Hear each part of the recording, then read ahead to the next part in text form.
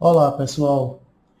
Nós vimos no vídeo anterior a definição do custo padrão e vimos que o custo padrão é o custo planejado para um produto ou para um serviço e, como tal, deve ser calculado antes de iniciar a produção. Definimos o custo padrão como aquilo que pode ser determinado a priori, ou seja, antes de iniciar o processo, e é possível, com base nele, alcançar o resultado planejado, pois leva em consideração eventuais imperfeições nas condições organizacionais da empresa. Nós discutimos também que a finalidade do custo padrão é de estabelecer um padrão de comportamento dos custos, criando condições para o seu controle. O foco é o controle e a avaliação da eficiência do processo produtivo. Também vimos que a determinação do custo padrão resulta de um trabalho combinado entre a engenharia de produção e a contabilidade de custos de uma empresa, cabendo à engenharia de produção determinar os padrões de consumo físicos, as quantidades, ao passo que cabe à contabilidade de custos atribuir a esses padrões físicos apontados pela engenharia os valores monetários correspondentes. Também a gente discutiu no vídeo anterior a variação entre o custo real e o custo padrão, que é o que a gente vai discutir aqui nesse exercício prático.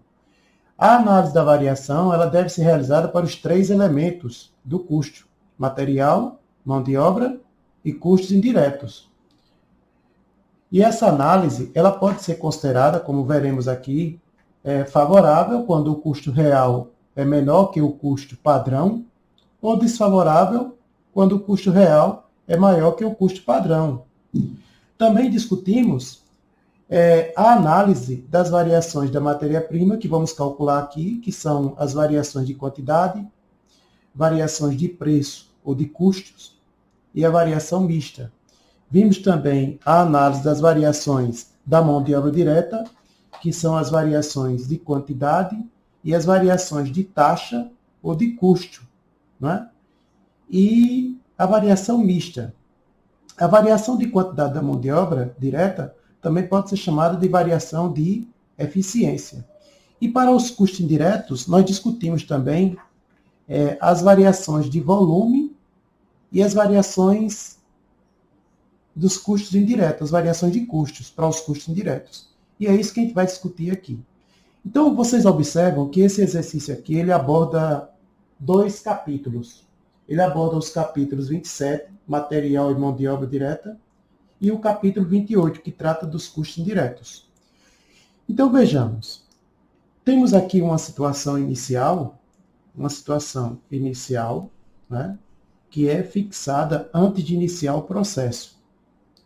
Essa situação aqui inicial, que é a situação 1, nós temos um custo padrão fixado, previsto, né, a priori, antes de iniciar o processo. Então, existe uma previsão para gastar 1.700 de materiais, sabendo que existem 3 tipos de materiais utilizados no que se pretende produzir aqui, é a matéria-prima X, a matéria-prima Y e a embalagem. E aqui estão os padrões físicos, as quantidades de cada matéria-prima e os valores monetários atribuídos a cada tipo de matéria-prima. Não é? Quantidades padrão e valores padrão.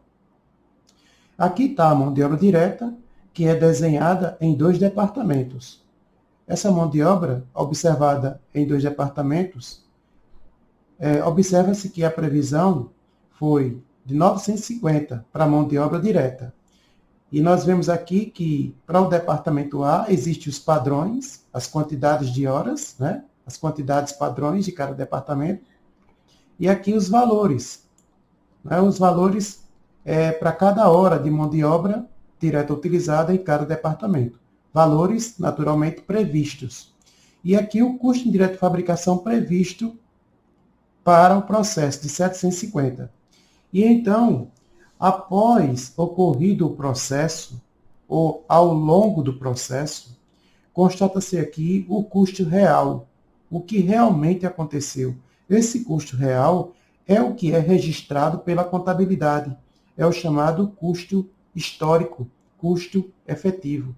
E a ideia aqui é comparar uma situação real acontecida com uma situação que foi naturalmente planejada. prevista. Nós discutimos que não adianta estabelecer um bom padrão se não tivermos um acompanhamento de um bom custo real. O sucesso de um custo padrão depende do acompanhamento da execução e dos registros do custo real. Também não adianta fazermos essa comparação se não tomarmos decisão. A ideia é comparar, né, analisar e corrigir, e tomar uma atitude de eliminar as deficiências encontradas aqui. Então, para esse ponto aqui, nós observamos que o material direto realmente, né, o material direto que foi utilizado, consumido no processo, foi de 1.850, não foi de 1.700, ele foi de 1.850. Vejo que houve um consumo maior de matéria-prima em relação à matéria-prima X padrão, matéria-prima XY, matéria-prima X real. Vejo que a matéria-prima Y real foi maior do que a matéria-prima Y padrão, né? E aí vai. A embalagem aqui foi de 510, diferente da embalagem padrão. Houve um consumo a mais de material. E o que pode ter acontecido? Quais foram as causas? Quais foram as motivações para isso? A mesma coisa nós observamos aqui para a mão de obra direta. Vejam que a mão de obra direta padrão prevista foi de 950, mas aqui nós temos 1.050 de mão de obra direta, 1.050. E o que aconteceu? Aí nós observamos aqui os valores reais, as quantidades realmente consumidas de mão de obra em cada departamento e os valores efetivamente pagos. E o custo da mão de obra direta incorrido, o custo da mão de obra direta que realmente aconteceu. E, por final, o custo indireto de fabricação real, né? Eu tenho essa situação aqui, real, o custo indireto de fabricação real. Um outro ponto que não foi destacado aqui e que vão me chamar a atenção são os volumes. Os volumes aqui que devem ser naturalmente apontados para essa questão. Nós observamos o seguinte, que de acordo com o contexto da questão, o volume padrão, aqui, ó, o volume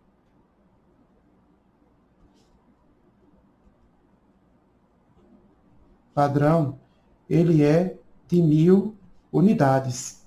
O volume de produção padrão. Houve uma previsão para se produzir 1.000 unidades. Por outro lado, nós temos aqui embaixo o volume real.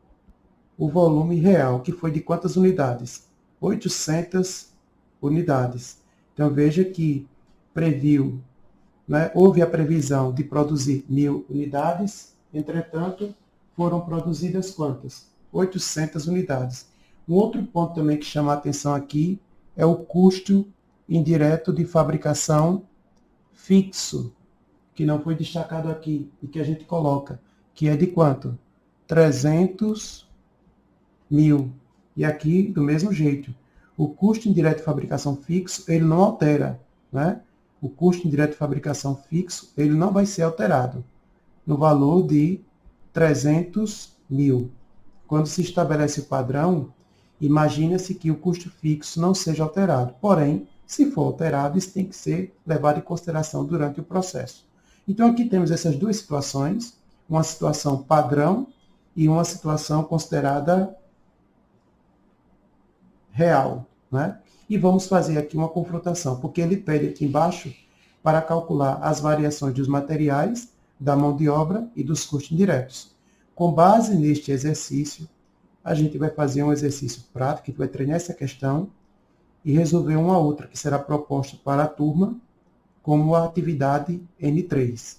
Vamos resolver esse exercício passo a passo, considerando essas bases aqui, padrão, confrontadas com a real. Vamos calcular para cada recurso utilizado.